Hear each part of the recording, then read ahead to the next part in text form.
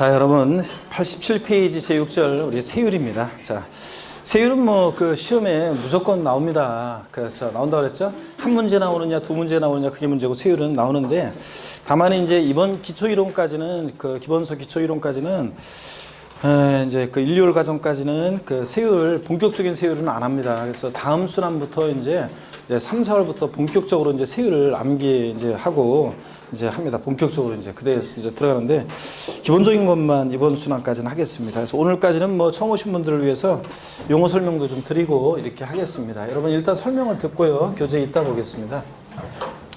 우리 취득세 세율은 세율 구조는 세율 구조가 일단요. 차등 비례세율 구조로 되어 있어요. 차등 비례세율 구조로 되어 있다. 네. 자, 차등 비례세율 구조로 되어 있다고 얘기하는데 그럼 비례세율이 뭐냐? 비례세율이 뭐냐? 자, 비례세라는 건 이런 겁니다. 자, 보시면은 이쪽 함수는 과세 표준이에요. 자, 과세 표준 과표 크기고 이쪽 함수는 세율이에요. 그러면 세율. 그러면 취득세는 1억짜리를 만약에 부동산을 매매로 취득한다면 미리 말씀드리면 세율이 4%예요. 자, 1억짜리 부동산 취득했을 때 4%. 5억짜리 부동산을 취득해도 근데 4% 세율 정도예요. 10억짜리 부동산을 취득해도 세율은 4%예요. 그러니까 과표 크기와 상관없이 세율이 일정해요. 1억짜리를 취득하든 5억짜리를 취득하든 10억짜리를 취득하든 매매로 취득하면. 자, 그래서 비례세입니다. 근데 보세요. 이럴 때 과세 표준과 세율의 함수 관계가 비례 관계에 있다 그래가지고 이럴 때 세율을 뭐라고 한다? 비례세율을 이렇게 얘기합니다. 자, 취득세라든가 등록면허세 이런 애들이 비례세율 구조로 되어 있어요. 근데 과세 표준 금액이 커지면서 세율이 자 이렇게 증가하는 것을 우리가 누진세율이라고 하고 누진세율. 자, 누진세율은 만약에 1억짜리를 취득하면 세율이 이만큼, 5억짜리를 취득하면 세율이 이만큼 이런 식으로 과표 커지면서 세율이 높아지잖아요. 이걸 누진세율이라고 하고 주로 재산이나 소득에 부과하는 세금들이 그렇습니다. 재산세, 그 다음에 종합부동산세, 양도소득세처럼 이렇게 재산이나 주로 소득에 부과하는 세금들이 누진세율 구조로 되어 있는데 당연합니다, 여러분들. 1억짜리 주택 갖고 있는 사람하고 10억짜리 주택 갖고 있는 사람하고 재산세 똑같이 부과하면 안 되잖아요. 자, 연봉 1억 버는 사람이랑 1,000만 원 버는 사람이랑 소득세 똑같이 부과하면 안 되잖아요. 그래서 이렇게 과표 크기에 따라서 이렇게 과세 표준 커짐에 따라 세율이 높아지는 누진세율 구조로 되어 있습니다. 재산이나 소득에 부과하는 세금들이요. 근데 나중에 보면 이제 재산세라든가 재산세나 그 다음에 재산세나 근데 양도소득세가요. 자, 누진세율이 기본인데 비례세율이 정도인 경우도 물론 있어요. 재산세나 양도소득세는 이렇게 누진세율뿐만 아니라 기본 되어 있지만 비례세율이 정도인 경우도 있고요. 자, 이렇게 해서 취득세 등록면허세는 비례세입니다. 그래서 여기 보세요. 비례세율이니까 취득세는 과표 크기와 상관없이 세율이 일정한 비례세율인데 다만 차등한다는 것은 무엇과 뭘 차등하느냐 그러면요. 취득세는 취득 원인 등에 따라서 취득 원인 유상승계 취득이냐 무상승계 취득이냐 원시 취득이냐 취득 원인 또 납세의무자 납세의무자 비영리 사업자가 취득하느냐 일반인이 취득하느냐 또 그 다음에 과세 대상 농지를 취득하느냐 농지 아닌 걸 취득하느냐 등에 따라서 차등해서 비례세율입니다. 자, 보세요. 어떤 토지인데 매매로 어떤 토지를 취득해요. 그러면 취득세 세율은 이렇게 4%라고 그랬잖아요. 근데 이 토지가 만약에 농지예요. 그러면 농지다 그러면 미리 말씀드리면 취득세 세율이 3%예요. 그러면 1억짜리 농지를 취득할 때 3%, 5억짜리 농지를 취득해도 3%, 10억짜리 농지를 취득해도 3%. 그러니까 세율은 자 비례세율 구조로 돼 있어요. 비례세예요. 근데 과표 크기와 상관없이. 근데 문제는 보세요. 농지냐 아니냐에 따라서 똑같은 토지인데도 농지냐 아니냐에 따라서 차등해서 비례세율이 정되기 때문에 취득세 세율 구조는 차등 비례세율 구조로 되어 있다 이렇게 얘기합니다. 자, 그래서 차등 비례세율 무슨 말인지 이해하시고요. 취득세는 세율이 크게 3개 덩어리로 되어 있어요. 자, 표준세율이에요. 표준세율이라는 것은 법령에 의해서 통상적으로 적용되는 세율이고요. 자, 표준세율은 이게 취득 원인 등에 따라서 다양해요. 취득 원인 등에 따라서 다양하다. 그래서 이제 이걸 우리가 표준세율을 무조건 외우셔야 돼요. 이제 시험에 거의 매년 나왔습니다. 28회 시험에 안 나왔지만 표준세율 자 거의 시험에 나오는 거고요. 올해는 특히 이제 또 무조건 나옵니다.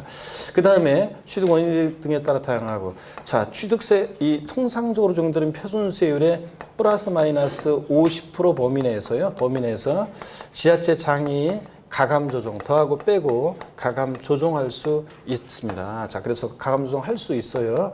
그러니까 무슨 얘기냐면 취득세는 통상적으로 매매로 어떤 일반적인 부동산을 취득하면 4%인데요. 상가나 일반적인 토지를. 근데 4%인데 여기에 이제 플러스 50% 하니까 지자체장이 플러스 50% 하니까 최대 취득세는 6%.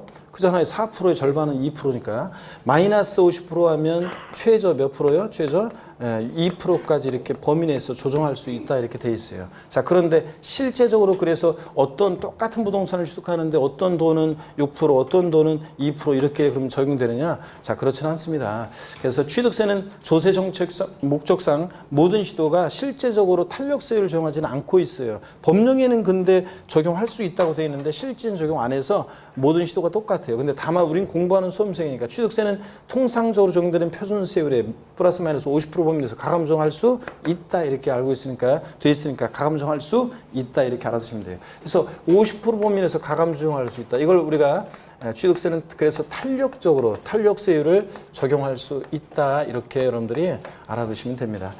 그 다음에 취득세는요, 자, 세율을 무겁게 매기는 중과세율이 정되는 경우도 있어요. 세율을 무겁게 매기는 중과세율이 정되는 경우 있는데, 이걸 이제 우리가 본격적으로 이제 공부합니다. 나중에 이번 수는 아니고요.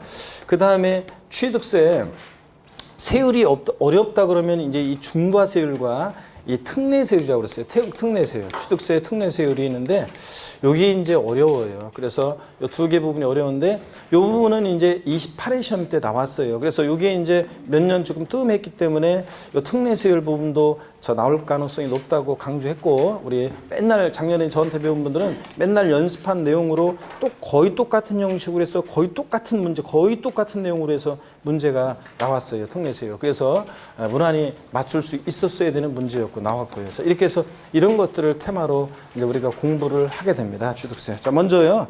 87페이지 자, 제6절 세율에서 본문 내용을 봅니다. 자, 본문 내용을 보니까 취득세는 과세 대상 물건의 성격과 종류, 취득 방법에 따라서 표준세율이 적용되는 경우가 중과세율 및 특례세율이 적용되는 경우로 나눠지며 세율 구조는 차등 비례세율이 적용된다 밑줄이요. 자, 그래서 차등한다는 것은 취득 원인 등에 따라 차등해서 비례세율이다. 과표 크기와 상관없이 세율이 일정한. 먼저 표준세율, 법령에 의해서 통상적으로 적용되는 세율을 말하는데 개요 지자체장은 조례로 정한 바에 따라서 취득세 세율을 표준세율이 몇 프로 범위 내에서요? 50% 범위 내에서 가감할 수 있습니다. 뭐 이런 거 형광펜을 주로 안 거도 나중에 당연히 알게 되는 거예요. 자, 근데 또 봅니다. 두 번째 줄 밑줄입니다. 같은 취득 물건에 대해서 둘 이상 세율에 해당하는 경우는 그중 어떤 세율? 높은 세율을 적용합니다. 어떤 동일한 대상 물건이 표준세율도 해당하고 중과세율도 적용돼? 중과세율. 이런 식으로 자, 동일한 대상 물건이 두 개 이상의 세율에 해당하는 경우가 있어요. 그럴 때는 어떤 거? 높은 세율을 적용한다. 바꾸면 뻔히 뭘 바꾸겠습니까? 낮은 세율을 적용한다리 바꿔서 나왔겠죠? 나왔습니다. 예, 자, 높은 세율을 적용하고요. 그 다음에 양가로 2번 부동산 취득 시 그 세율입니다. 부동산에 대한 취득세는 과세표준에다가 다음에 해당하는 표준세율을 적용해서 계산한 금액을 그 세액으로 한다. 그래서 이제 취득 원인 등에 따라서 과세 대상 등에 따라서 다양하게 이제 취득세 표준세율이 나와요. 그래서 이걸 이제 우리 다음 순한 3월 달부터 이제 3월 달에는 제가 요 세율 취득세 표준세율 암기 요거 이제 알려드립니다. 스토리텔링으로 상삼팔, 무독립 815, U1210, 원팔, 03시계 끝. 자, 요거만 알면 취득세 표준세율은 바로 문제 보자마자 바로 답을 고를 수 있습니다. 자, 이렇게 해서 저한테 배웠던 분들은 많은 분들이 취득세 뭐 세표준세율 나와도 그냥 상삼, 뭐 무독립 8, 뭐 이런 식으로 다 문제 그 원팔 이렇게 그냥 문제 쉽게 다 풀었어요. 다 그렇게 해서 보자마자 풀 수 있습니다. 3월 달에 스토리텔링으로 알려드립니다. 예, 그 전까지는요, 일단은, 자, 참으시고, 자, 봅니다. 일단은 오늘은 한번 훑어볼게요, 그냥. 자, 지난 순환에는 그냥 유상승계 취득만 싹 설명드리고 넘어가는데, 오늘은 외우는 건 아니고, 외우는 건 다음에 알려드리고요. 자, 그냥 눈으로 같이 한번 보겠습니다. 동그라미 1번, 상속으로 취득했다. 취득세 대상 물건을. 상속으로 농지를 취득했을 때는요, 1천분의 23 이렇게 되어 있는데, 우리가 세법에서 우리 특히 지방세에서 원칙적으로 세율을 천분율 단위로 이렇게 하고 있어요. 시험에서도 1천분의 23, 1천분의 8, 1천분의 30 이런 식으로 1천분의 4